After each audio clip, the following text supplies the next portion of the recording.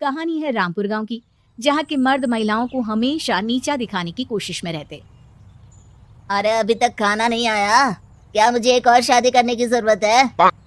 नहीं जी नहीं, ऐसा मत करना, वरना मैं कहाँ जाऊंगी। खाना लेकर मैं अभी आई जी। गांव की पंचायत में भी फैसले हमेशा औरतों के खिलाफ ही रहते। मैं जो फैसला सुनाता हूँ वो भगवान की आज्ञा होती है। इस लड़के ने अपने मन से शादी करके अच्छा नहीं किया। लड़के को घर भेज दो और इसकी शादी इसकी जाति की किसी लड़के से करवा दो, लेकिन ये लड़के, इसे तो गांव के बाहर निकाल दो। नहीं नहीं जमींदार साहब, ये क्या बोल रहे हैं? ऐसा नहीं हो सकता। मेरी बेटी मासूम है, इसे अच्छे बुरे की समझ नहीं है। अरे कहाँ जाएगी ये बेचारी? कहाँ जाएगी? इतनी चिंता है तो पूरे परिवार का गांव निकाला कर देते हैं। बेचारे पूरे बसे बसाए परिवार को गांव छोड़ना पड़ता है। चाहे जो हो, अगर बेटियों को कंट्रोल नहीं कर सकते तो गांव में रहने का कोई मतलब नहीं है। यहाँ औरतों को दब कर रहना होगा। कोई भी अपने हिसाब से कुछ नहीं कर सकता, सब ईश्वर की मर्जी से ही होगा। तभी गांव का एक आदमी दौड़ा दौड़ा आता है। सरपंच साहब, जमींदार साहब, वो कालिया है ना, उसकी बेटी पढ़ने के लिए शहर जा रही है। अच्छा, ये कब हो गया? और कालिया की हिम्मत कैसे हो गई ऐसा करने की? लेकर आओ उसे और उसकी बेटी को।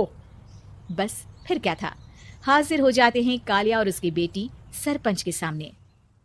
अरे कालिया, ये क्या सुनने में आ रहा है? बेटी को इंजीनियर बना रहा है तू? और ये बता, गांव में तो स्कूल नहीं है, फिर कहां से इतनी क्लास पास कर गई तेरी बेटी? राधा, जो कि कालिया की बेटी है, उसे लगता है कि सरपंच उसकी तारीफ कर रहे हैं। सरपंच जी, मैंने ऑनलाइन पढ़ाई की है, डिस्टेंस लर्निंग से। सभी में मैंने अच्छे नंबर पाए हैं, जिसे देखते हुए शहर की इंजीनियरिंग कॉलेज में मुझे स्कॉलरशिप मिली है। वाह जी वाह, क्या होती है ये? पहले तो ये बताओ, फिर आगे की बात करते हैं। पूरा गांव राधा की बात सुन रहा था और राधा बोलती जा रही थी।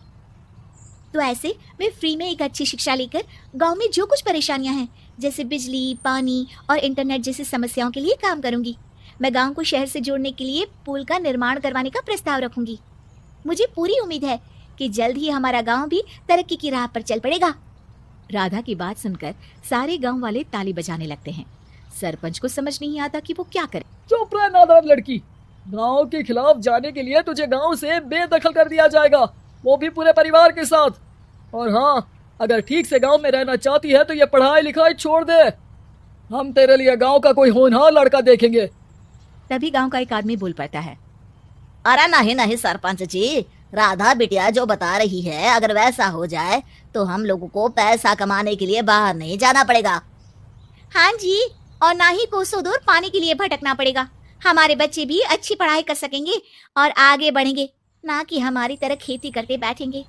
क्यों गांव वालों, राधा बिटिया का साथ देना चाहिए ना।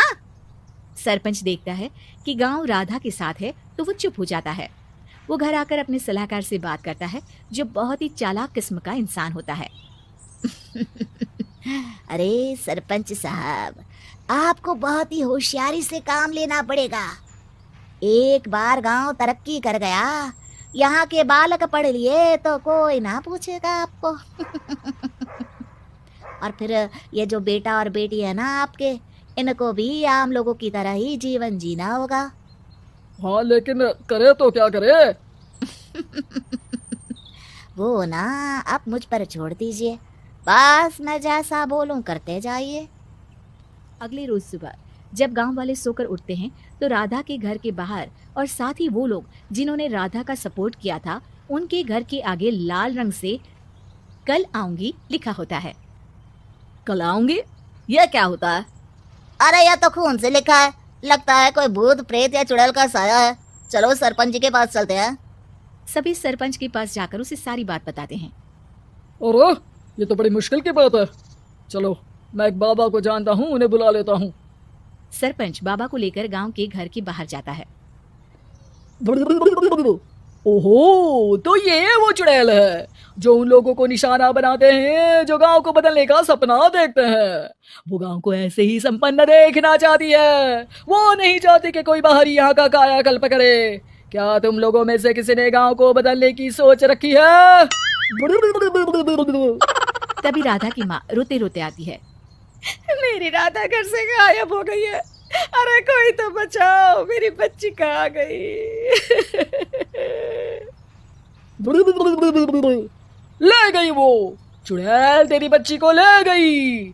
अब वो उसे श्रापित करके छोड़ेगी, उस पर चुड़ैल का साया हो जाएगा। तभी बुरी सी हालत में राधा भी वहां आ जाती है। उसके बाल चुड़ैल की तरह फैले होते हैं और कपड़ों में खून लगा होता है। सभी राधा को देखकर डर जाते हैं। माँ, पता नहीं मुझे कौन उठा कर ले गया था। अरे दूर दूर हो जा चुड़ैल, अब हम लोग इस गांव में नहीं रुकेंगे। अरे कैसी बातें कर रहे हैं आप? कल तो आप मेरे भरोसे गांव का हुलिया बदलने, अपने बच्चों को पढ़ाने और तरक्की उन्नति की बात कर रहे थे, तो आज क्या हो गया आपको? ये फिर तुम लोगों को बहकाएगी। ये चुड़ैल गांव में आ चुकी है, ऐसे ही ये तुम्हारे घर के बच्चों को भी ले जाएगी। गांव वाले राधा को गांव से बाहर निकाल देते हैं। उसके माँ बाप रोते रहते हैं, लेकिन गांव वाले नहीं मानते। मैं भी अपनी बहन के साथ गांव के बाहर रहूंगा, लेकिन वो पढ़ाई नहीं छोड़ेगी। वहीं सरपंच के घर पर सलाहकार कहता है, देखा, सांप भी मर गया और लाठी भी नहीं टूटी।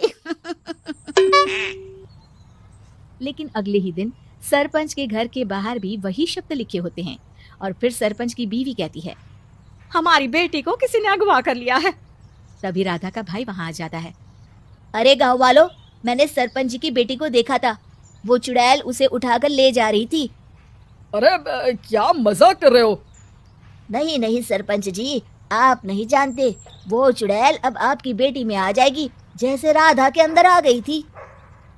तभी सरपंच की बेटी वैसी ही हालत में वहां आती है जैसे राधा आई थी। पापा, पता नहीं कैसे मैं गायब हो गई थी। चुड़ैल, इसके अंदर भी चुड़ैल का साया है, मारो इसे। अरे नहीं नहीं, इसे भी राधा के पास गांव के बाहर ही भेज दो। अरे चुप रहो, मेरी बेटी कहीं नहीं जाएगी और चुड़ैल वुड़ैल कुछ नहीं होता है। अरे कैसे बात कर रहे हो सरपंच जी? आप तो बोल रहे थे कि आपका फैसला भगवान का ज्ञान होता है, तो अपने पर बात आई तो अब आप ऐसे बोल रहे हैं। अरे ना ना ना, आपको अपनी बेटी को त्यागना ही होगा। अरे बुलाओ बाबा को।